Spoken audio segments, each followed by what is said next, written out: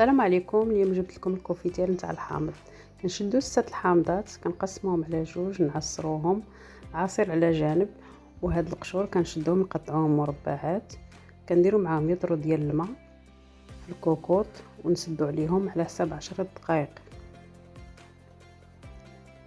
فيما كيكونوا هما فوق البوطه على حساب 10 دقائق كنشدو ديك العصير اللي عصرنا ديال 6 الحامضات، كنزيدو معاهم كيلو ديال السنيده ونبقاو نحركو شويه على حساب ما يطيب لنا القشور ديال الحامض.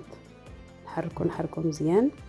من بعد كنخلطو، كنجيبو هذوك القشور ديال الحامض كنطحنوهم، لان كنكون منقياهم من العلف ضروري ودوك العظومه اللي فيهم وكل شيء. صافي كنطحنهم مزيان ونزيد عليهم سنيده ونزيد نطحنها هكا بالضراب، نديروهم فوق البوطه يطبخوا على حساب حتى يبدا يطبخ فوق البوطه. عاد نحسبوا لهم 20 دقيقه حتى 25 دقيقه حتى كيبدا يطبخ. صافي من بعد كنكون وجدت القراعي معقمين، كيبدا يطبخ نحسب له 20 دقيقه. من بعد 20 دقيقه صافي كنديرو في القراعي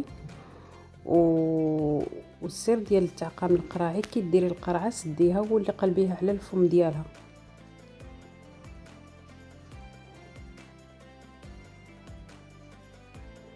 كتقلبيها صافي كتخليها مثلا حتى يعقد، وبالصحه والراحه. صدقوني كيجي غزال. وما تنساونيش من لايك وسبسكرايب، وشكرا لكم. هيا النتيجه.